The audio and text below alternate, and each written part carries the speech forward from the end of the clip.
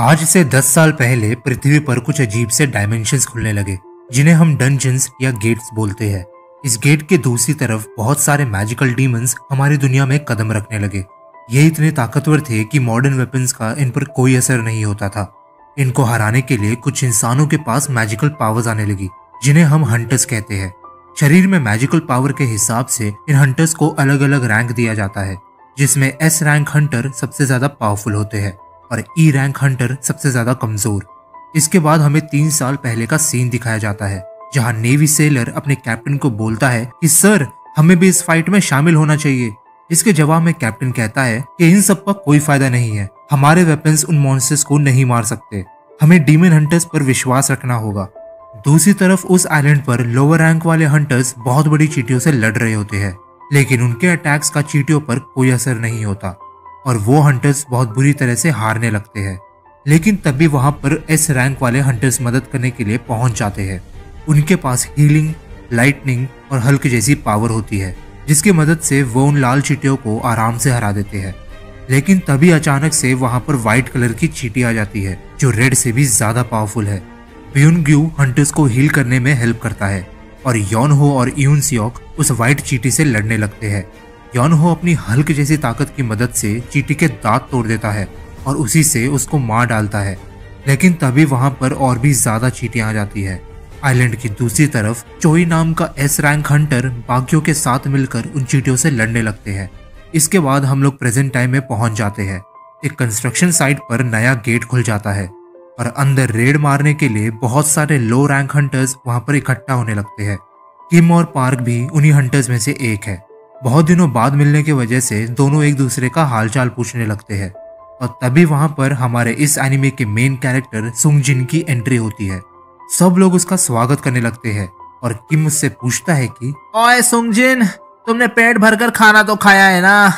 Park किम से पूछने लगता है कि ये लड़का बहुत ताकतवर है क्या, सब लोग इसका इतना स्वागत क्यों कर रहे हैं। किम हंसते हुए बोलता है कि ओए तू गलत समझ रहा है, ये पूरे मानव जाति का सबसे कमजोर डीमन हंटर है। ये लंजू पंजू मॉन्स्टर से लड़कर भी हॉस्पिटल पहुंच जाता है। वैसे हमें धीरे बात करनी चाहिए, वरना वो सुन लेगा और उसे बुरा लगेगा।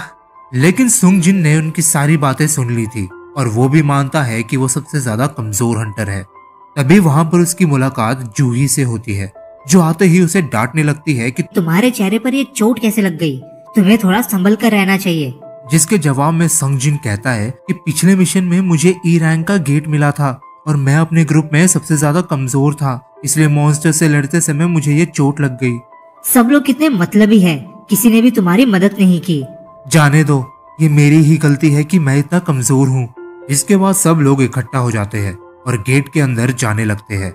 किम संग जिन को कहता है, ओए हमारे पीछे रहने की कोशिश करना और इस बार घायल मत हो जाना। दूसरी तरफ कोरियन हंटर एसोसिएशन का चेयरमैन गवर्नमेंट के साथ मीटिंग खत्म कर अपने ऑफिस पहुंच जाता है और सेक्रेटरी को मीटिंग में हुई बातों के बारे में बताता है। वो कहता है कि डीमन को मारने के बाद हंटर्स को जो रिसोर्सेस मिलते हैं वो बहुत कीमती होते हैं। ये रिसोर्सेस या तो मैजिकल वेपन्स हो सकते हैं या फिर क्रिस्टल्स, जिनको बेचकर हंटर्स पैसे कमाते हैं। लेकिन गवर्नमेंट इन रिसोर्सेस का इस्तेमाल कर एक नए टाइप का फ्यूल बनाना चाहती है, एक ऐसा फ्यूल जो न्यूक्लियर से भी ज्यादा एनर्जी प्रोड्यूस करे और जिसके इस्तेमाल करने से एनवायरनमेंट में ज्यादा पोल्यूशन भी ना हो। दूसरी तरफ डंजन में डीमंस और हंटर्स के बीच लड़ाई शुरू हो जाती है और सुंग जिन फाइनली एक गॉब्लिन को मारकर क्रिस्टल हासिल कर लेता है। लेकिन तभी अचानक से एक और गॉब्लिन उस पर हमला करने लगता है। जैसे ही सुंग जिन उस पर काउंटर अटैक करता है, अचानक से उसका ब्लेड टूट जाता है और गॉब्लिन उसके पेट पर तलवार घुसा देता है, जिसके वजह से उसे बहुत खून आने लगते हैं। जूही जल्दी से सुंग जिन के पास पहुंचकर उसे हील करने लगती है। कुछ देर बाद हंटर्स फाइनली डीमन के बॉस को भी जान से मार देते हैं। सुंग जिन को इस मिशन में भी बहुत चोटें आई, जिसे देखकर जूही को उसकी फिक्र होने लगती है और वो उसे बहुत डांटती है। डी रैंक डंजन होने की वजह से हंटर्स को ज्यादा लूट नहीं मिल पाया और संग जिन के पास भी जो क्रिस्टल था वो इतना कीमती नहीं था। सब लोग आज के मिशन से बहुत ज्यादा निराश थे। लेकिन तभी एक हंटर को दूसरा डंजन नजर आता है। उन्होंने आज तक एक गेट में 2 डंजन्स नहीं देखे थे। नॉर्मली जब ऐसा कुछ दिखाई देता है तो हंटर्स एसोसिएशन के ऑर्डर का वेट करते हैं, लेकिन किम और पार्क जिद करने लगते हैं और कहते हैं कि अगर हमने एसोसिएशन को इसके बारे में बताया तो सारा खजाना एस रैंक हंटर्स को मिल जाएगा, हमें खुद जाकर उस खजाने को लूटना चाहिए। लेकिन ऐसा करना रिस्की था, इसलिए हंटर्स आपस में वोट करते हैं कि कौन दूसरे डंजन में जाना चाहता है और कौन नहीं। 6-6 के वोट से स्कोर टाई हो जाता है और अब सिर्फ सुंग जिन को वोट करना था। वो मन में सोचता है कि मेरे लिए तो एक डी रैंक डंजन भी खतरनाक है, लेकिन पापा के गायब होने के बाद मैं मेरी फैमिली की आखिरी उम्मीद हूँ। मम्मी के इलाज के लिए और मेरे बहन को स्कूल भेजने के लिए मुझे इन पैसों की बहुत जरूरत है। मैं उस डंजन में जाने के लिए तैयार हूँ। सीन शिफ्ट होता है हंटर सिलेक्शन सेंटर में, जहाँ एग्जामिनर्स पार्टिसिपेंट को एक ब्लैक क्रिस्टल को छूने को बोलते हैं और ऐसा करते ही उन्हें पता चल जाता है कि एक इंसान में कितनी मैजिकल पावर्स है, जिसके हिसाब से उन्हें अलग अलग रैंक दिया जाता है और हंटर्स बनने के लिए उन्हें कॉन्ट्रैक्ट साइन करना पड़ता है। गाइल्ड मास्टर चोई फोन पर एग्जामिनर को बोलता है, इंसान की एज या जेंडर मायने नहीं रखती। अगर वो अपनी जान जोखिम में डालने के लिए तैयार है तो तुम उन्हें हंटर बनाने का ऑफर दो। वैसे भी मुझे नहीं लगता कि कोई भी हंटर चाहिन से ज्यादा ताकतवर हो सकता है। दूसरी तरफ 2 चोर एक औरत का पर्स चोरी कर स्कूटी से भागने लगते हैं, लेकिन तभी अचानक से एक लड़की उनके ऊपर से कूदकर पर्स छीन लेती है। यह लड़की और कोई नहीं बल्कि सबसे ताकतवर एस रैंक हंटर चाहिन है। हम लोग वापस डंजन में आते हैं, जहां हंटर्स पिछले 40 मिनट से चल रहे हैं, लेकिन अभी तक उन्हें कुछ भी नजर नहीं आया। सुंग जिन जूही को कहता है कि मुझे माफ कर देना, मेरे वोट की वजह से तुम भी इस मुसीबत में फंस गई। जिसके जवाब में जूही कहती है कि क्या तुम्हें सर पर भी चोट लगी है, क्योंकि तुम पागल हो चुके हो। अगर उस डीमन ने थोड़ा और ऊपर हमला किया होता तो तुम अभी तक मर चुके होते। क्या तुम्हें अंदाजा भी है कि अगर कुछ भी गड़बड़ हुई तो तुम कितनी बड़ी मुसीबत में फंस सकते हो? हाँ मुझे पता है, आई एम रियली सॉरी। सिर्फ सॉरी से काम नहीं चलेगा, तुम्हें मुझे ट्रीट देनी होगी। सीन शिफ्ट होता है हंटर सिलेक्शन सेंटर में, जहां एसोसिएशन का चेयरमैन न्यूली ज्वाइन हंटर्स को कहता है कि आप सब लोगों का हंटर एसोसिएशन में स्वागत है। 10 साल पहले हमारी दुनिया में डंजन्स खुलने स्टार्ट हुए थे, लेकिन आज भी हमें इनके बारे में ज्यादा कुछ नहीं पता। हंटर्स बनना यानी कि जान जोखिम में डालना है। एक्सपीरियंस होने के बाद भी एक हंटर को हमेशा चौकन्ना ना रहना चाहिए, लालच नहीं करनी चाहिए और सबसे इम्पोर्टेंट बात, आप लोगों को डरना चाहिए। और तभी सीन शिफ्ट होता है डंजन्स में, जहां उन हंटर्स को फाइनली एक दरवाजा नजर आता है। वो लोग लालच में इतने अंधे हो जाते हैं कि बिना कुछ सोचे समझे दरवाजा खोलकर अंदर जाने लगते हैं। उस कमरे में उन्हें गार्ड्स और एंजल्स के बहुत सारे स्टैचूज नजर आते हैं, लेकिन सुंग जिन के सामने जो स्टैचू है वो बाकियों से बहुत ज्यादा बड़ा है। वो लोग खुश थे कि इस कमरे में उन्हें एक भी डीमन नजर नहीं आया, लेकिन तभी उन्हें जमीन पर कुछ अजीब से मैजिकल सर्कल्स नजर आते हैं और एक स्टैचू पर कुछ अजीब सी एंशिएंट स्क्रिप्ट लिखी थी। ये है कार्टेनॉन टेम्पल के कमांडमेंट्स। पहला, भगवान की इज्जत करो। दूसरा, भगवान की दिल से पूजा करो। और तीसरा, भगवान के प्रति अपनी आस्था का सबूत दो। अगर ऐसे करने में नाकामयाब हुए तो जिंदा नहीं लौट पाओगे। जूही घबराते हुए सुंगजिन को कहती है, मैंने इस बड़े से स्टैचू की आंखें हिलती हुई देखी, वो स्टैचू हम पर नजर रख रहा है। और तभी अचानक से वो बड़ा सा दरवाजा बंद हो जाता है। एक हंटर कहता है कि मैंने तुम लोगों को पहले ही बोला था कि इन सब में बहुत खतरा है। मैं घर जा रहा हूँ, तुम लोगों को जो लूटना है लूटो। लेकिन जैसे ही वो हंटर दरवाजे को छूता है, सामने खड़ा हुआ स्टैचू अचानक से हिलने लगता है और अपने वेपन से उसका सर उखाड़ देता है।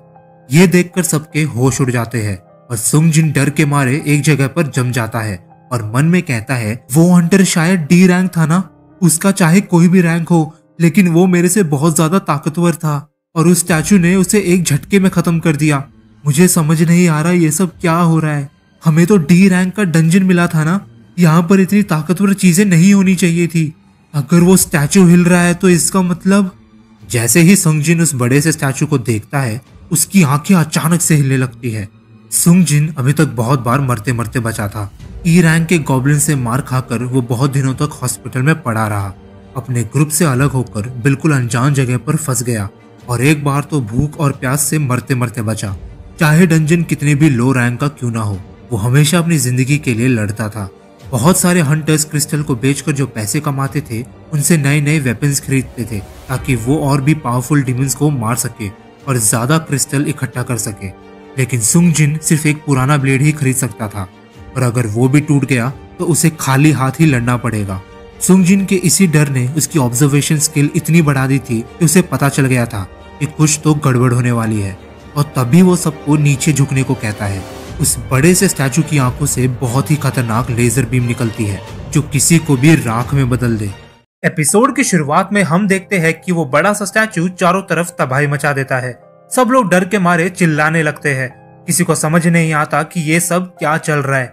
सॉन्ग चिल्लाकर कहता है कि कोई भी अपनी जगह से हिलना मत, वरना वो स्टैचू हम पर वापस हमला करेगा। ये सुनकर सब लोग शांति से बैठ जाते हैं। जूही ये सब देखकर बहुत ज्यादा डर चुकी थी। सॉन्ग सुंगजिन को कहता है कि अगर तुम हमें झुकने को नहीं कहते तो हम सब अभी तक मर चुके होते। तुम्हारा शुक्रिया। स्टैचू के हमले में सॉन्ग का लेफ्ट हाथ कट जाता है, जिसे देखकर सुंगजिन थोड़ा घबरा जाता है और खून रोकने के लिए हाथ में पट्टी बांधता है। जूही एक बी रैंक हीलर होने के बावजूद सॉन्ग का हाथ ठीक नहीं कर सकती, क्योंकि वो बहुत जल्दी डर जाती है और ऐसी सिचुएशन को झेल नहीं पाती। इसी वजह से जूही को डी या फिर ई रैंक डंजन्स में मिशन दिया जाता है। सॉन्ग स्टैचू को देखते हुए कहता है कि मैं खुद बहुत सारे बी रैंक डंजन्स में जा चुका हूँ, लेकिन मैंने इतनी खतरनाक चीज अभी तक नहीं देखी। मेरे हिसाब से तो ये ए या फिर एस रैंक डंजन का लगता है। ऊपर से एक स्टैचू पर इस कार्टेनॉन टेम्पल के कमांडमेंट्स लिखे थे। पहला, भगवान की इज्जत करो। दूसरा, भगवान के दिल से पूजा करो। और तीसरा, भगवान के प्रति अपनी आस्था का सबूत दो। अगर ऐसा करने में नाकामयाब हुए तो जिंदा नहीं लौट पाओगे। जवाब में सुंगजिन कहता है कि इसका मतलब उस स्क्रिप्ट में जिस भगवान को कहा गया है वो शायद ये बड़ा सा स्टैचू है। इसके बाद सीन शिफ्ट होता है स्कूल में, जहाँ सुंगजिन की बहन की दोस्त उसे कहती है कि तुम्हारा भाई एक हंटर है ना, जिसके जवाब में जीना कहते हैं कि हाँ वो एक हंटर है, लेकिन एक ई रैंक हंटर, इसलिए वो हर बार चोट खाकर आता है और उसके पूरे शरीर में हमेशा पट्टी बंधी होती है। लेकिन तुम ये सब क्यों पूछ रही हो? कुछ नहीं, ऐसे ही। मैं शर्त लगा सकती हूँ कि मैं उससे ज्यादा अच्छा परफॉर्म करती। इसके बाद हम लोग वापस डंजन में आते हैं, जहाँ एक हंटर गुस्से में आकर कहता है कि बहुत हो गया, अब मैं और नहीं रुक सकता। मुझे कल ही एक बहुत बड़ा कॉन्टैक्ट मिला था, मैं इस जगह में फंसकर नहीं रह सकता। मुझे कॉन्फिडेंस है कि मैं बिजली की रफ्तार से भागकर उस दरवाजे से निकल सकता हूँ। लेकिन जैसे ही वो भागना शुरू करता है, स्टैचू की आंखों से लेजर निकलती है जो उस हंटर को जलाकर राख कर देती है और सिर्फ उसके पैर रह जाते हैं। ये देखकर सुंगजिन मन में सोचता है कि देखकर तो लगता है कि ये स्टैचू हमें चींटी की तरह मसल कर कभी भी मार सकता है, लेकिन ये ऐसा कर क्यों नहीं रहा? ये बाकी मॉन्स्टर से बहुत अलग है। इसके पास हमें मारने की ताकत है, लेकिन ये ऐसा कर नहीं रहा। एक मिनट, सॉन्ग अंकल, कार्टेनॉन टेम्पल का पहला कमांडमेंट, भगवान की इज्जत करो। इस डंजन के शायद कुछ रूल्स है, अगर मैं सही हूं तो। सुंगजिन अचानक से खड़ा होने लगता है और स्टैचू की तरफ मुड़ता है। ऐसा करते ही स्टैचू हमला करने के लिए तैयार हो जाता है, लेकिन सुंगजिन तुरंत अपना सर झुका लेता है, जिसके बाद वो स्टैचू रुक जाता है। सुंगजिन चिल्लाकर कहता है कि सब लोग स्टैचू की तरफ मुड़कर झुक जाओ, हमें बिल्कुल वैसे ही करना होगा जैसे कमांडमेंट में लिखा है, भगवान की इज्जत करो। सुंगजिन की बात मानकर सब लोग स्टैचू की तरफ मुड़ जाते हैं और सर झुकाकर उसे इज्जत देते हैं। लेकिन ऐसा करते ही स्टैचू अचानक से शैतान की तरह हंसने लगता है, जिसे देखकर सबकी फटके चार हो जाती है। लेकिन स्टैचू हंसने के अलावा कुछ और नहीं करता, जिसे देखकर सबको लगने लगता है कि शायद अब वो घर जा सकते हैं। लेकिन तभी वो स्टैचू अपने थ्रोन से उठकर खड़ा हो जाता है और हंटर्स की तरफ बढ़ने लगता है। सुंगजिन सबको कहता है कि ये सब इतनी जल्दी खत्म नहीं हो सकता, हमें कार्टेनॉन टेम्पल के दूसरे कमांडमेंट को पूरा करना होगा, भगवान की दिल से पूजा करो। ये सुनकर एक हंटर सामने आता है और कहता है कि शायद मुझे पता है इस भगवान की पूजा कैसे करनी है, मैंने बहुत से एंशिएंट गॉड्स के बारे में स्टडी की है, प्लीज मुझे यह करने दो। इसके बाद वो हंटर कुछ मंत्र बोलने लगता है, जिसके बाद वो स्टैचू सामने आकर रुक जाता है और अपने पैर से उस आदमी को कुचल देता है। सब लोग अपनी जान बचाकर भागने लगते हैं। पार्क मन में सोचता है कि मैं इतनी जल्दी नहीं मर सकता, घर पर मेरी प्रेग्नेंट बीवी और बच्चे मेरा इंतजार कर रहे हैं। ऐसा कहकर वो एक स्टैचू के पास जाकर खड़ा हो जाता है, लेकिन उसके पीछे रखा हुआ वो स्टैचू पार्क को दो हिस्सों में काट देता है। दूसरी तरफ भागते भागते सुंगजिन मन में सोचता है कि भगवान की पूजा करो, भगवान की पूजा करो, लेकिन इस चीज की पूजा कैसे करे? ये तो एक शैतान है। Spear, axe, hammer, sword, instrument. एक मिनट, इंस्ट्रूमेंट? मेरी बात सुनो सब लोग, इंस्ट्रूमेंट वाले स्टैचू की तरफ भागो जल्दी। स्टैचू के पास खड़े होते ही वो स्टैचू इंस्ट्रूमेंट बजाने लगता है, लेकिन जब सुंगजिन और जूही स्टैचू के पास खड़े होते हैं तो कोई म्यूजिक नहीं बजता। सुंगजिन समझ जाता है कि एक स्टैचू के पास सिर्फ एक ही इंसान खड़ा हो सकता है। जूही को उधर छोड़कर सुंगजिन दूसरे स्टैचू की तरफ भागता है और इविल गॉड उसका पीछा करने लगता है। जैसे ही वो पैर से कुचलने वाला होता है, सुंगजिन छलांग लगाकर स्टैचू के पास पहुंच जाता है। लेकिन वो गलत स्टैचू की तरफ खड़ा हो गया था। वो स्टैचू शील्ड से उस पर हमला करता है, लेकिन खून से लथपथ सुंगजिन रेंगते हुए इंस्ट्रूमेंट वाले स्टैचू के पास पहुंच जाता है। ऐसा करते ही इविल गॉड वापस अपने थ्रोन में बैठ जाता है। जूही भागते हुए सुंगजिन के पास आती है और देखती है कि उसका एक पैर कट चुका है। जूही उसके पैर को हील करने के लिए अपनी पूरी जान लगा देती है, जिससे उसकी आंख और नाक से खून आने लगते हैं, लेकिन सुंगजिन का पैर हील नहीं हो पाता। सब लोग सॉन्ग पर इल्जाम डालने लगते हैं, ये कहकर कि सॉन्ग इस मिशन का लीडर था और यहाँ आने का आखिरी डिसीजन उसका था। ये सुनकर सॉन्ग कहता है कि तुम सब सही कह रहे हो, ये मेरी ही गलती है, मुझे तुम सब लोगों को यहाँ पर नहीं लाना चाहिए था। तभी अचानक से इविल गॉड अपना हाथ उठाकर एक अल्टार को रूम के सेंटर में खड़ा कर देता है। सुंगजिन कहता है कि बहुत सारी किताबों में ऐसा कहा गया है कि अल्टार को बलिदान देने के लिए इस्तेमाल किया जाता है। कार्डिनॉन टेम्पल का तीसरा कमांडमेंट, भगवान के प्रति अपनी आस्था का सबूत दो। ये सुनते ही किम अपनी तलवार सॉन्ग के गले पर रखकर कहता है कि इसका मतलब हम में से किसी को बलिदान देना होगा। सही कह रहा हूँ ना सुंगजिन? लगता है रिस्पॉन्सिबिलिटी लेने का टाइम आ गया है लीडर।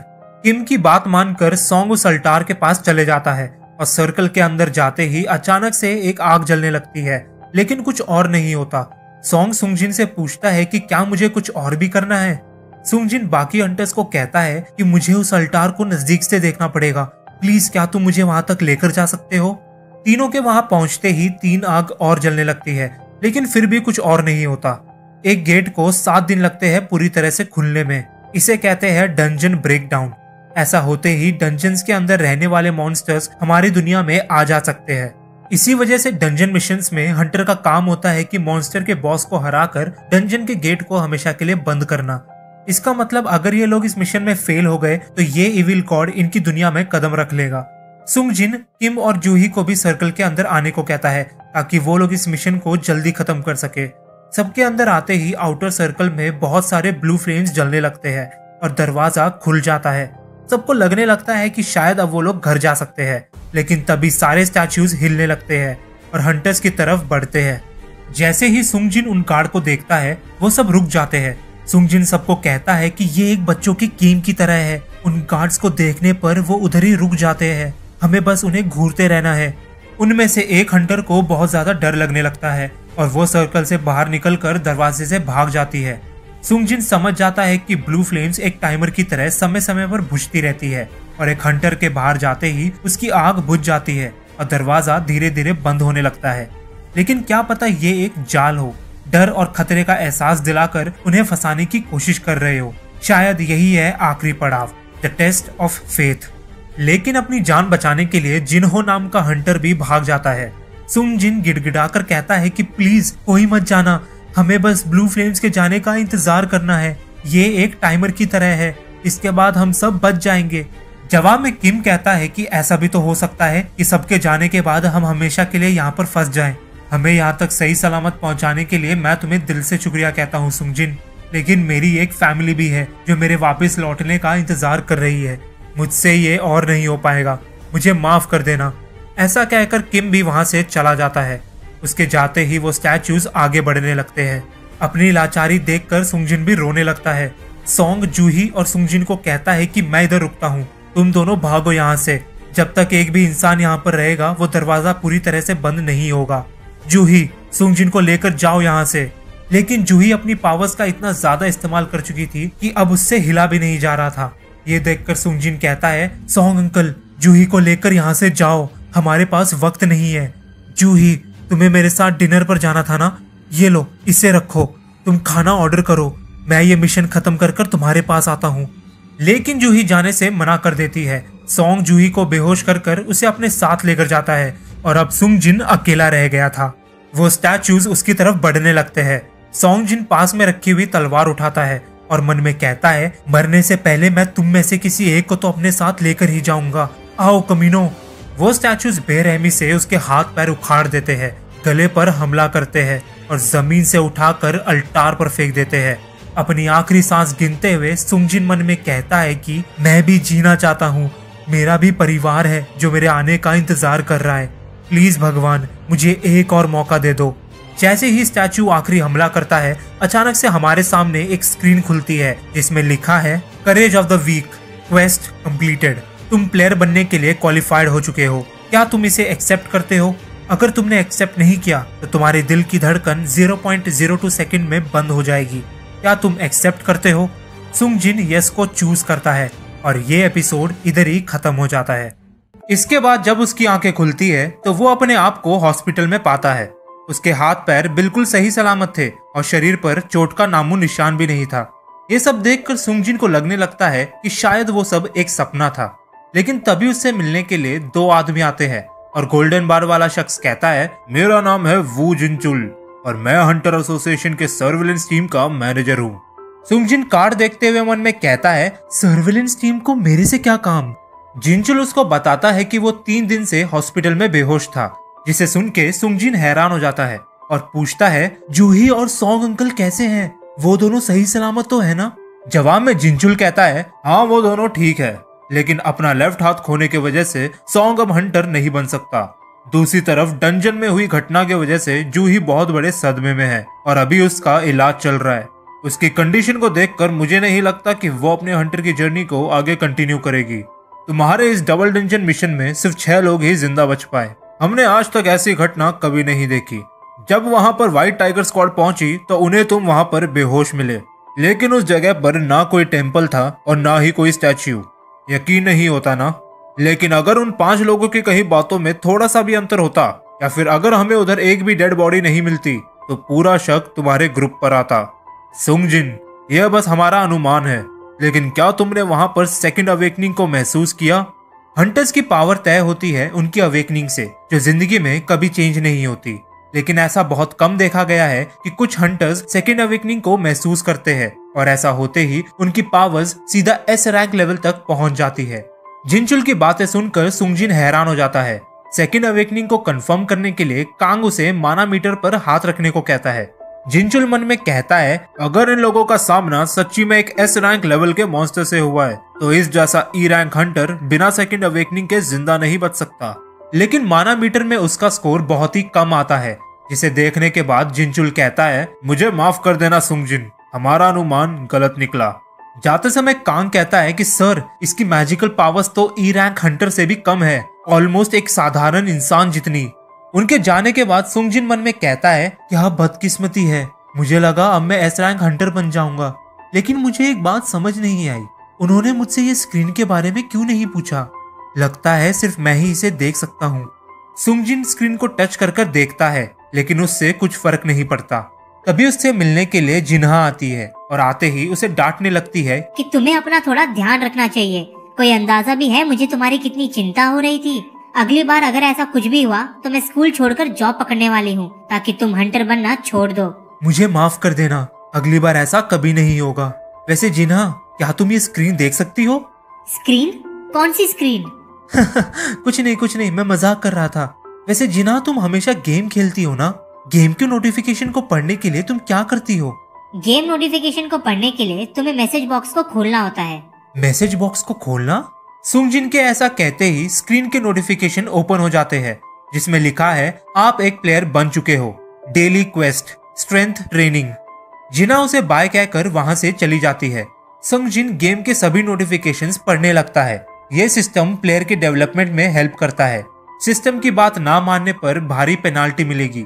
आपके रिवॉर्ड्स डिलीवर हो चुके हैं। लेकिन सुंग जिन को समझ नहीं आता कि ये सब क्या चल रहा है। वो डेली क्वेस्ट, स्ट्रेंथ ट्रेनिंग को एक्सेप्ट कर लेता है, जिसके बाद उसे अलग अलग टास्क नजर आते हैं, जैसे कि 100 पुशअप्स, सिटअप्स, स्क्वाट्स और 10 किलोमीटर की रनिंग। गेम का रूल भी था कि अगर उसने टाइम रहते हुए ये टास्क कंप्लीट नहीं किया तो एक भारी पेनाल्टी मिलेगी। ये पढ़कर सुंग जिन मन में कहता है, पेनाल्टी? ये क्या बकवास है? मेरे जैसे हॉस्पिटल में एडमिट होने वाले इंसान के पास इतना स्टैमिना कैसे आएगा? मैं नहीं कर रहा ये सब। दूसरी तरफ जिनचुल फोन पर चेयरमैन को कहता है, सर हमें गलतफहमी हुई थी, सुंग जिन की सेकंड अवेकनिंग नहीं हुई है। जवाब में चेयरमैन कहता है, हमारी किस्मत अच्छी थी कि डंजन ब्रेकडाउन नहीं हुआ, लेकिन बहुत से सवाल है जिनका हमें जवाब ढूंढना है। ये एक स्पेशल केस है और इन्वेस्टिगेशन करने के लिए इसकी जानकारी डेटा बैंक में डाल दो। सीन शिफ्ट होता है हंटर्स एसोसिएशन के हेडक्वार्टर्स में, जहां चोई चा को कहता है, मैं चाहता हूँ कि आप आने वाले बी रैंक हंटर की रेड में एक इंस्ट्रक्टर बनकर जाएं। ये सुन के चा कहती है, इंस्ट्रक्टर? लेकिन मैं ही क्यों? ये रेड न्यूली ज्वाइन हंटर्स के लिए एक टेस्ट और प्रैक्टिकल ट्रेनिंग होगी। आपको बस नॉर्मली लड़ना है जैसे आप हमेशा करते हो। हंटर्स आपको देखकर अपने आप सीख जाएंगे क्योंकि आप इतनी ज्यादा टैलेंटेड हो। हम इंडिविजुअली तो अपनी स्किल्स को नहीं बढ़ा सकते, इसलिए हम मिलकर अपनी टीम की ताकत को बढ़ाएंगे ताकि बुरे वक्त में हम सब तैयार रहे। दूसरी तरफ रोड के बीचों बीच एक और नया गेट खुल जाता है जिससे गाड़ियों को आने जाने में तकलीफ होती है और ट्रैफिक बढ़ जाता है। सीन शिफ्ट होता है हॉस्पिटल में जहां सुंगजिन घोड़े बेचकर सो रहा है और तभी अचानक से नोटिफिकेशन आता है कि डेली क्वेस्ट का समय खत्म हो चुका है, बारी है पेनाल्टी की। अचानक से सुंगजिन का रूम हिलने लगता है मानो जैसे भूकंप आ गया हो। वो बेड से नीचे गिरकर बेहोश हो जाता है। जब उसकी आंखें खुलती है तो वो एक बड़े से रेगिस्तान में पहुंच जाता है जहां जहरीली सेंटीपीड उसका पीछा करने लगते हैं। सुंगजिन का गोल है 4 घंटे तक इस रेगिस्तान में सरवाइव करना। दूसरी तरफ नर्सेस को सुंगजिन अपने रूम में नजर नहीं आता, जिसके बाद वो लोग इसे चारों तरफ ढूंढने लगते हैं। बेचारा सुंगजिन इस पेनाल्टी क्वेस्ट में इतना भाग चुका था जितना वो अपनी पूरी जिंदगी में नहीं भागा। जैसे ही सेंटीपीड उसके बहुत नजदीक आता है, क्वेस्ट का टाइम पूरा हो जाता है और सुंगजिन वापस अपने रूम में पहुंच जाता है। इसी के साथ उसका पेनाल्टी क्वेस्ट कंप्लीट हुआ। सीन शिफ्ट होता है 4 दिन बाद। सुंगजिन ट्रैक पैंट पहनकर डेली क्वेस्ट कंप्लीट करने के लिए चला जाता है। दूसरी तरफ जूही को हंटर एसोसिएशन से कॉल आता है कि कुछ दिन पहले हाबजियोंग में एक डी रैंक डंजन खुला है जिसके लिए हमें आपके जैसे हीलर की जरूरत है। क्या आप हमारी मदद करेंगी? जवाब में जूही उदास होते हुए कहती है, मुझे माफ कर देना, लेकिन मुझसे ये सब और नहीं हो पाएगा। कोई बात नहीं मिस जूही, हम आपकी तकलीफ समझ सकते हैं। वैसे हमें खबर मिली थी कि सुंगजिन अब पूरी तरह से ठीक हो चुका है और जल्द ही हॉस्पिटल से डिस्चार्ज हो जाएगा। ये न्यूज सुनते ही जूही खुश हो जाती है और उससे मिलने के लिए हॉस्पिटल पहुंचती है। वहां उसे सुंगजिन ट्रेनिंग करता हुआ नजर आता है और कुछ नर्सेस उसे देखकर कहने लगती है कि ये लड़का कितना मेहनती है। इसे जब से होश आया है ये रोज ग्राउंड में ट्रेनिंग कर रहा है। हमने सुना था कि हंटर्स जल्दी रिकवर हो जाते हैं, लेकिन इसे थोड़ा आराम करना चाहिए। उनकी बातें सुनकर जूही वापस घर चली जाती है। क्वेस्ट खत्म होने के बाद सुंगजिन को 3 तरह के रिवॉर्ड्स मिलते हैं। पहला, फुल रिकवरी, जिससे उसका पूरा स्टैमिना वापस आ जाता है। दूसरा, एबिलिटी पॉइंट्स, जिससे वो अपनी कोई भी एबिलिटी बढ़ा सकता है, जैसे कि स्ट्रेंथ, स्टैमिना, स्पीड या फिर इंटेलिजेंस। लेकिन सुंगजिन पूरा फोकस करता है अपनी स्ट्रेंथ को बढ़ाने में। उसका तीसरा रिवॉर्ड है रैंडम लूट बॉक्स। अभी तक उसे सिर्फ पेन और बैंडेजेस मिले थे, लेकिन इस बार उसे एक अजीब सी चाबी मिलती है जिससे वो हाबजियोंग वाले डी रैंक डंजन में इंस्टेंटली टेलीपोर्ट हो सकता है। लेकिन उस स्टैचू के बारे में सोचते ही सुंगजिन नर्वस हो जाता है। इसके बाद वो अपनी मम्मी से मिलने जाता है। 4 साल पहले उसकी मॉम अचानक से बेहोश हो गई थी। जब उन्हें हॉस्पिटल लेकर गए तो डॉक्टर्स ने बताया कि इन्हें एटर्नल स्लीप डिसीज है, जिसे फाइनल रेस्ट भी कहा जाता है। ये बीमारी 10,000 लोगों में से एक को होती है। बहुत सी थीरीज बताती है कि ये बीमारी कंटिन्यूअस माना एक्सपोजर की वजह से होती है और लाइफ सपोर्ट के अलावा इसका कोई इलाज नहीं है। हॉस्पिटल का बिल भरने के लिए सुंगजिन कंस्ट्रक्शन साइट पर काम करने लगा और एक दिन उसके मैजिकल पावर्स की अवेकनिंग हुई, जिसके बाद वो एक ई रैंक हंटर बन गया। सुंगजिन इस न्यूज से बहुत खुश था क्योंकि हंटर बनकर वो हॉस्पिटल का खर्चा पूरा कर सकता था। लेकिन कमजोर होने के कारण वो हमेशा अपने ग्रुप के लिए मुसीबत बन जाता था। बाकी हंटर्स उसे कहते थे कि अगर कुछ नहीं कर सकता तो चुपचाप एक कोने में बैठे रहे, और सुन, अगर मॉन्स्टर्स नहीं मार पाया तो तुझे एक फूटी कौड़ी भी नहीं मिलेगी। आई बात समझ में? और जवाब में बेचारा सुंगजिन सॉरी बोलने के अलावा कुछ नहीं कर पाता था। इन कड़वी यादों को अपने साथ लेकर सुंगजिन ने डिसाइड कर लिया था कि अब तो वो ताकतवर बनकर ही रहेगा। हाबजियोंग सबवे के सामने खड़े होकर सुंगजिन मन में कहता है, मैंने सभी जरूरत की चीजें ले ली है, अब मैं डंजन में जाने के लिए तैयार हूँ। अगर पिछली बार की तरह कुछ गड़बड़ हुई तो मैं इस बार दुम दबाकर भाग जाऊंगा। ऐसा कहकर सुंगजिन टेलीपोर्टेशन की का इस्तेमाल कर डंजन का गेट खोल देता है और अंदर जाते ही उसे एक नोटिफिकेशन आता है, आप इंस्टेंस डंजन में एंटर कर चुके हैं। इसके तुरंत बाद वो गेट हमेशा के लिए बंद हो जाता है। सुंगजिन सोचने लगता है कि अब मैं क्या करूं, मैं तो फंस गया। और तभी उसे एक और नोटिफिकेशन आता है, आप इस डंजन से बाहर नहीं जा सकते। बाहर जाने के लिए डंजन के बॉस को हराओ या फिर टेलीपोर्टेशन स्टोन को इस्तेमाल करो। सुंगजिन के पास टेलीपोर्टेशन स्टोन नहीं है, यानी कि उसके पास सिर्फ एक ही रास्ता है, इस डंजन को अकेले क्लियर करना। थोड़ा अंदर जाते ही उसका सामना 3 गॉब्लिन से होता है। सुंगजिन मन में कहता है, मेरे से तो एक गॉब्लिन भी नहीं मरता और यहाँ पर तो 3 हैं, अब मैं क्या करूं? तीनों गॉब्लिन्स एक साथ उस पर हमला करने लगते हैं। लेकिन हैरानी की बात थी कि इस बार सुंगजिन उनके सभी हमलों को रोक पा रहा था। एक गॉब्लिन कूदकर उस पर हमला करता है, जिसके जवाब में सुंग जिन काउंटर अटैक कर उसे मार डालता है। ऐसा करते ही उसके अंदर कॉन्फिडेंस आ जाता है और वो बाकी दो गॉब्लिन्स को भी चुटकियों में खत्म कर देता है। लेकिन तभी वहां पर एंट्री होती है लोहे के जबड़े वाले वुल्फ की, जो हमला कर उसके ब्लेड को तोड़ देता है। सुंग जिन के पैर कांपने लगते हैं और वो समझ जाता है कि ये मॉन्स्टर गॉब्लिन से कई गुना ज्यादा ताकतवर है। वुल्फ उसकी तरफ तेजी से बढ़कर उसके मुंह पर खरोच मार देता है।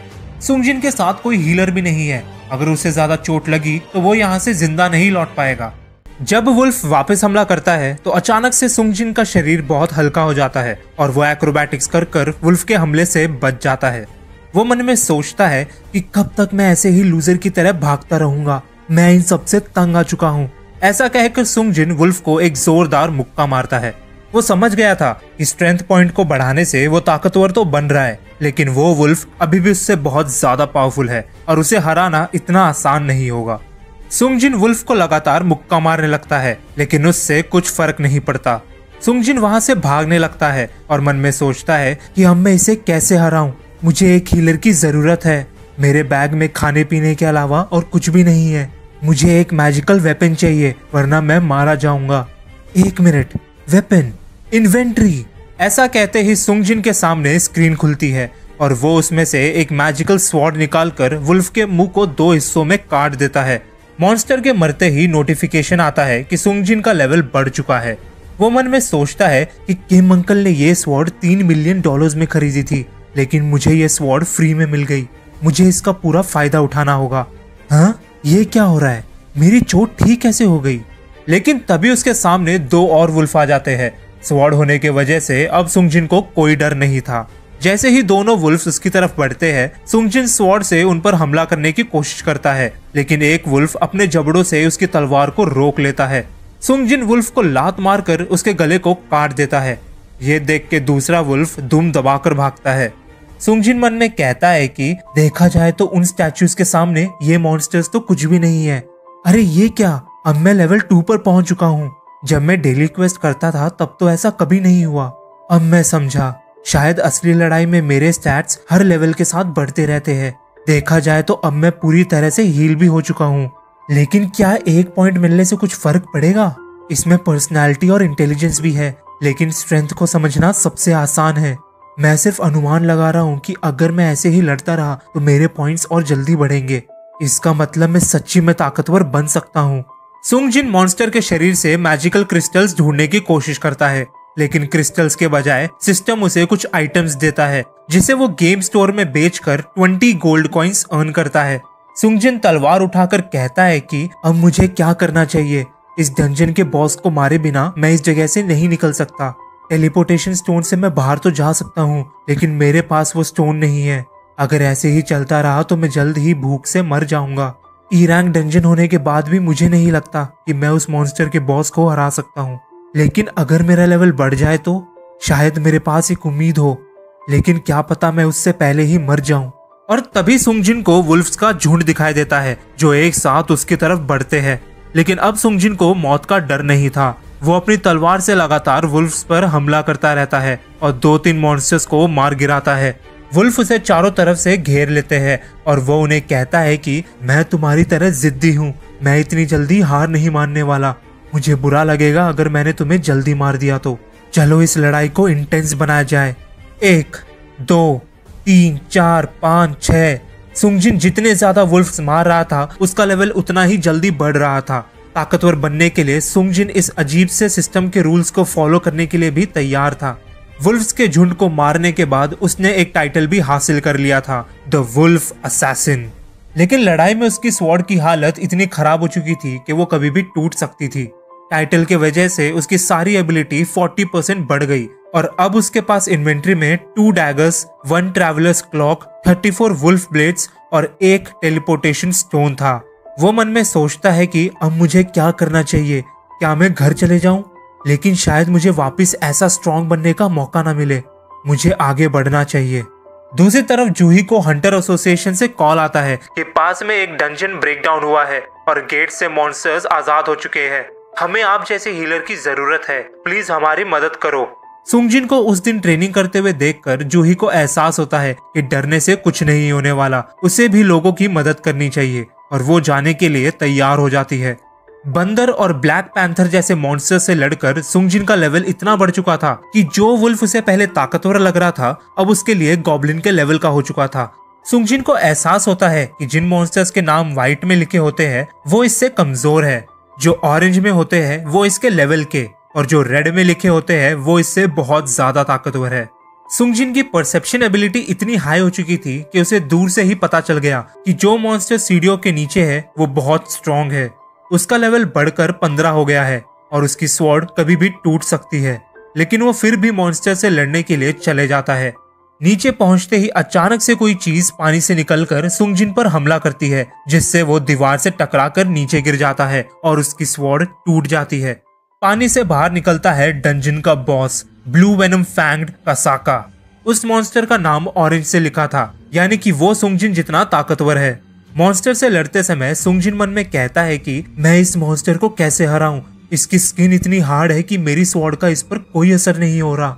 कसाका अपनी पूंछ से हमला कर सुंगजिन को दूर फेंक देता है और उस पर एक बड़ी सी ट्रेन गिराता है, लेकिन सुंगजिन वक्त रहते वहां से निकल जाता है और मरते मरते बचता है। सुंगजिन उस दिन को याद करता है जब सॉन्ग अंकल ने उसे बताया था कि कैसे सब लोग उसे मानव जाति का सबसे कमजोर डीमन हंटर बुलाते हैं। कसाका से लड़ते हुए सुंगजिन मन में कहता है कि आखिर कब तक मैं दूसरों के लिए एक मजाक बनता रहूंगा। मैं मानता हूँ कि मैं कमजोर हूँ, मुझे भी खुद पर शर्म आती है। अगर तुम ताकतवर हो तो तुम्हें हर सिचुएशन में एडवांटेज मिलता है, लेकिन मुझ जैसा कमजोर इंसान डर के जीने के अलावा और कुछ नहीं कर पाता।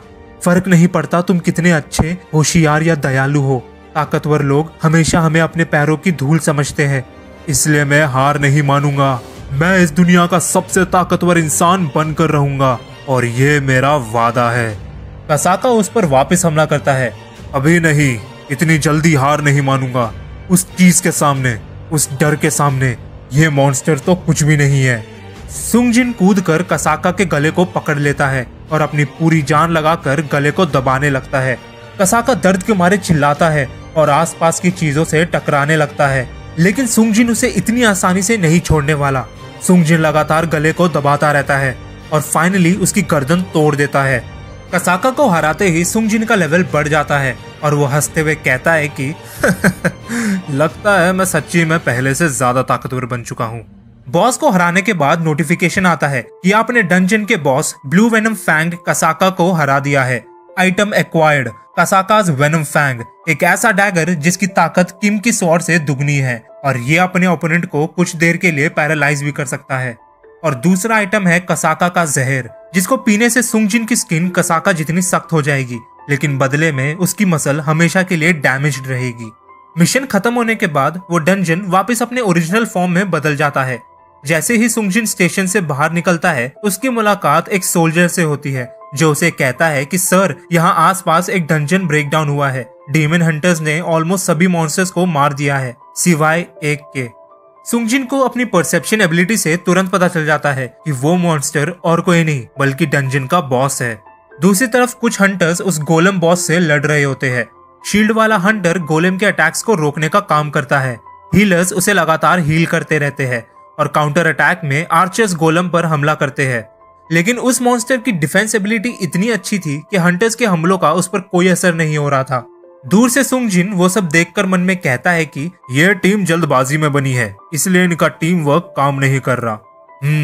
मुझे दिख रहा है 8 E रैंक और 2 D रैंक हंटर्स, 3 हीलर्स है, 2 D रैंक के और 1 B रैंक की हैं। जूही ये यहाँ पर क्या कर रही है? जूही स्टैचू वाली घटना से अभी तक बाहर नहीं निकली थी, इसलिए वो अपनी मैजिकल पावर्स को ढंग से कंट्रोल नहीं कर पा रही। सुंगजिन देखते ही समझ गया कि वो गोलेम कसाका से भी कमजोर है। गोलेम के डिफेंस को तोड़ने के लिए सुंगजिन अपनी पूरी जान लगाकर स्वॉर्ड को उसके सर पर मारता है, जिससे उस मॉन्स्टर का डिफेंस टूट जाता है और बाकी हंटर्स मिलकर उसे हरा देते हैं। शील्ड पकड़ा हुआ हंटर मन में कहता है कि हम में से किसी का भी हमला इस गोलेम पर काम नहीं कर रहा था, तो अचानक से इसका डिफेंस कैसे टूट गया? और तभी उसे वो टूटी हुई स्वॉर्ड नजर आती है। वो पास में खड़े हुए सोल्जर से पूछता है कि एक्सक्यूज मी, ये स्वॉर्ड किसने फेंकी थी यहाँ पर? जवाब में सोल्जर कहता है कि सर, वहाँ पे एक हंटर खड़ा था, उसने ये फेंकी है। अरे कहाँ चला गया वो हंटर? इतनी खतरनाक पावर, पक्का वो कोई हायर रैंक वाला हंटर होगा। बहुत दिनों तक हॉस्पिटल में रहने के बाद सुंगजिन अब फाइनली डिस्चार्ज होने वाला है। डेली क्वेस्ट करने की वजह से अब उसकी बॉडी ऋतिक रोशन जैसी बन चुकी है। हॉस्पिटल में चारों तरफ सिर्फ उसके ही चर्चे हैं। कुछ नर्सेस तो उसकी दीवानी हो चुकी है। जब एक नर्स सुंगजिन के रूम में आती है तो वो उसकी बॉडी देखकर शर्माने लगती है और मन में कहती है कि कहना पड़ेगा, क्या बॉडी है इसकी। सुंगजिन नर्स से पूछता है कि क्या आपको मेरे से कोई काम है, जिसके जवाब में नर्स कहती है कि अरे हाँ, आज आप डिस्चार्ज हो जाओगे तो रेडी होने के बाद रिसेप्शन के पास आ जाना। और क्या मुझे आपका मोबाइल नंबर मिल सकता है प्लीज। ये सुन के सुंगजिन मन में कहता है कि मोबाइल नंबर शायद हॉस्पिटल के रिजल्ट्स भेजने के लिए मांग रही होगी, दे देता हूँ। सीन शिफ्ट होता है सुंगजिन के घर में, जहाँ जिन्हा एस रैंक हंटर बेक योनहो का इंटरव्यू देख रही है। जहाँ रिपोर्टर उससे पूछती है कि सर, 7 एस रैंक हंटर में से एक होने की वजह से आप तो हमेशा बिजी रहते होंगे ना, क्या आप हमें बता सकते हैं कि डंजन्स को एक्सप्लोर करने के अलावा एक हंटर की लाइफ कैसी होती है। जिसके जवाब में योनहो कहता है, डंजन मिशंस में जाने के लिए एक हंटर को हर दिन ट्रेनिंग करनी पड़ती है ताकि उसकी फाइटिंग स्किल्स फीकी ना पड़ जाए। हम अपनी हंटर स्किल्स को ग्रो नहीं कर सकते, लेकिन ट्रेनिंग कर कर उन्हें परफेक्ट तो बना ही सकते हैं। डीमन हंटर बनने से पहले मैं एक फायर फाइटर था और हर दिन जिम जाता था, इसलिए रोज ट्रेनिंग करना एक तरह से मेरा रूटीन वर्क है। स्कूल जाने से पहले जिन्हा सुंगजिन को उठाती है और कहती है कि फ्रिज में कल रात का खाना रखा है, गरम कर कर खा लेना। सुंगजिन, क्या तुम वर्कआउट करते हो? और तुम लंबे भी हो गए हो? क्या एक्सरसाइज करने से हाइट भी बढ़ती है? लगता है लड़कों की हाइट बड़े होने के बाद भी बढ़ती रहती है। चलो मैं स्कूल जा रही हूँ, बाय। जाने से पहले सुंगजिन उसको एक अम्ब्रेला देता है और कहता है कि बारिश का भरोसा नहीं है, इसे अपने साथ रखो और आराम से जाना। सुंगजिन डेली क्वेस्ट को देखकर कहता है कि सिर्फ रनिंग बची है, इसे मैं बाद में कर लूंगा। क्या मेरी मसल डेली क्वेस्ट की वजह से बन रही है? ऐसे ही चलता रहा तो कहीं मेरी बॉडी हल्क जैसी ना बन जाए। मेरे पास अभी भी 12 पॉइंट है, कहाँ यूज करूं मैं इन्हें? स्ट्रेंथ बढ़ाने से मैं ताकतवर तो बन जाऊंगा, लेकिन अगर मैं मार नहीं पाया तो इसका कोई फायदा नहीं होगा। तो शायद मुझे एजिलिटी बढ़ानी चाहिए, लेकिन वाइटैलिटी और परसेप्शन भी हमेशा काम आते हैं। इंटेलेक्ट मेरे हिसाब से मैजिक से रिलेटेड है, क्या मुझे इसकी जरूरत भी है? ठीक है, मैंने सोच लिया है, स्ट्रेंथ, एजिलिटी और परसेप्शन को बढ़ाऊंगा। इसके बाद सुंगजिन को घर के मालिक का कॉल आता है, जो उसे कहता है कि सुंगजिन बेटा, तुमने इस महीने का रेंट नहीं भरा अभी तक, लेकिन अगर तुम्हें पैसे इकट्ठे करने में प्रॉब्लम हो रही है तो मैं थोड़ा वेट कर सकता हूँ। अरे नहीं नहीं अंकल, टेंशन मत लो, मैं जल्द ही रेंट भर दूंगा। ठीक है बेटा, मैं वेट करूंगा, अपना ध्यान रखना। मुझे नहीं पता ये रीअवेकनिंग है या क्या है, लेकिन अब मैं गॉब्लिन्स को आराम से मार सकता हूँ, तो शायद पैसे कमाने में अब ज्यादा प्रॉब्लम नहीं होगी। बोल तो दिया, लेकिन ये इतना भी आसान नहीं है। ज्यादा पैसे कमाने के लिए मुझे हायर रैंक वाली डंजन्स में जाना होगा, और कोई भी मुझ जैसे ई रैंक हंटर को अपने साथ नहीं लेकर जाएगा। क्या मैं वापस डीमन हंटर का एग्जामिनेशन दूं? हायर रैंक मिल गया तो चांस है कि मुझे अच्छे डंजन्स में जाने का मौका मिल जाए, लेकिन सबको मेरी रीअवेकनिंग का पता चल जाएगा। मैंने आज तक एक भी हंटर के बारे में नहीं सुना जो हर दिन ताकतवर बनता रहता है। नहीं नहीं नहीं नहीं, मैं रिस्क नहीं ले सकता, मुझे पहले अपने पावर्स के बारे में और जानना होगा। तभी सुंगजिन को अचानक से एक नए डंजन मिशन का नोटिफिकेशन आता है। सीन शिफ्ट होता है डंजन साइट में।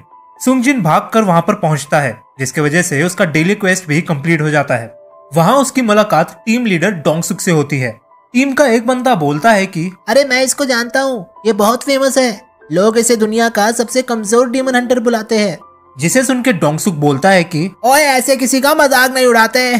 सॉरी सुंगजिन, इनकी तरफ से मैं माफी मांगता हूँ।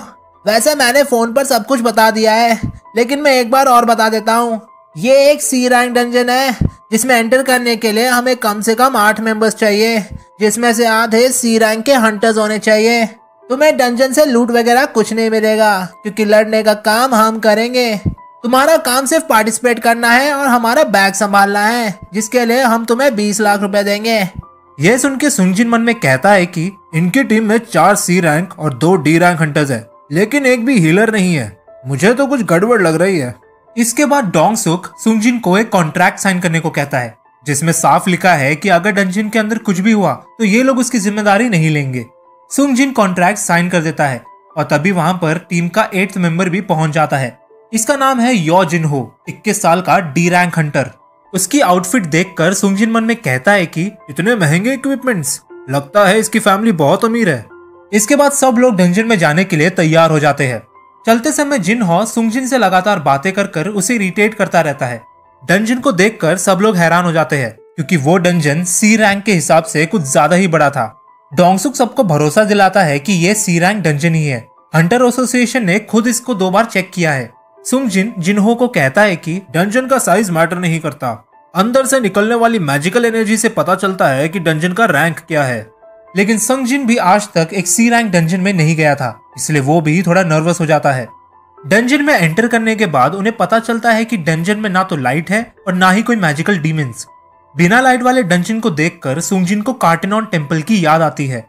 जिन्हो सुंगजिन से पूछता है कि ये ग्लो स्टोन्स क्या होते हैं, जिसके जवाब में सुंगजिन कहता है कि ग्लो स्टोन्स एक तरह के पत्थर होते हैं जो गुफा जैसे डंजन में पाए जाते हैं। इन पत्थर से हल्की सी रोशनी निकलती है जो हमें चीजें देखने में मदद करती है। अच्छा, तो इसका मतलब डंजन में 3 तरह की चीजें होती है। इसेंस स्टोन्स जो मैजिकल डीमन से मिलते हैं, माना स्टोन्स जिसे हम खोद कर निकाल सकते हैं, और ग्लो स्टोन्स जो हमें डंजन के अंदर देखने में मदद करते हैं। थोड़ा और अंदर पहुंचने के बाद उन्हें कोई भी डीमन नजर नहीं आते, जिसके बाद सुंगजिन को कुछ अजीब सी आवाजें सुनाई देती है और वो मन में कहता है कि वो डीमन इधर ही है, बस अपने आप को दिखा नहीं रहे। कौन से मॉन्स्टर्स है जो झुंड बनाकर अंधेरे में रहते हैं और रोशनी से खींचे चले आते हैं? समझ गया, इंसेक्ट्स। ये सुनकर सब लोग चौंकने हो जाते हैं और चारों तरफ देखने लगते हैं। आवाजें और भी नजदीक आने लगती है। किसी को भी नहीं पता कि वो कीड़े किस तरफ से आएंगे। सब लोग डरने लगते हैं। तभी सुंगजिन चिल्ला कर कहता है, सब लोग ऊपर देखो। डीमन हंटर्स कीड़ों पर बिजली और एक्सबो से हमला करने लगते हैं। डोंगसुक सारे मॉन्स्टर्स का ध्यान अपनी तरफ खींचता है। क्यूवान एक बड़े हमले की तैयारी करने लगता है और बाकी डीमन हंटर्स उसे सपोर्ट करते हैं। 5 सेकंड का काउंटडाउन करने के बाद क्यूवान एक बड़ा सा हमला करता है, जिससे आधे से ज्यादा मॉन्स्टर्स जलकर राख हो जाते हैं। ये सब देखकर सुंगजिन मन में कहता है कि इनका कोऑर्डिनेशन बहुत अच्छा है। देखकर पता चलता है कि ये लोग बहुत समय से एक दूसरे को जानते हैं। जिन्हो की बात करें तो उसके महंगे इक्विपमेंट्स उसकी बहुत हेल्प कर रहे हैं। मॉन्स्टर को मारने के बाद सब लोग इसेंस स्टोन को ढूंढने लगते हैं और तभी उन्हें कीड़ों के शरीर में किसी चीज के काटने का निशान नजर आता है। यानी कि इस डंजन में एक ऐसा मॉन्स्टर छिपा है जो इन कीड़ों से भी ज्यादा ताकतवर है। दूसरी तरफ सुंगजिन जिन्हो को कहता है कि तुम्हारे ये इक्विपमेंट्स बहुत महंगे हैं ना, पता नहीं क्यों, लेकिन मुझे ऐसा लग रहा है कि हमें थोड़ा संभल कर रहना चाहिए। इसके बाद हंटर्स बहुत देर तक चलते रहते हैं, डंजन को एनालाइज करते हैं और बीच बीच में थोड़ा ब्रेक भी लेते हैं। जब डोंगसुक की टीम आगे आगे चल रही होती है तो सुंगजिन उन्हें देखकर मन में कहता है कि बिना फाइटिंग किए 20 लाख मिलना अच्छी डील है, कुछ ज्यादा ही अच्छी। ये एक ऐसी टीम है जिसमें कोई हीलर नहीं है और जिन्हें एक्स्ट्रा मेंबर्स की तलाश रहती है। पक्का कुछ तो गड़बड़ है। रास्ते में उन्हें वापस आधे खाए हुए कीड़े नजर आते हैं। वो लोग समझ गए थे कि वो फाइनल बॉस के चेम्बर तक पहुंच चुके हैं।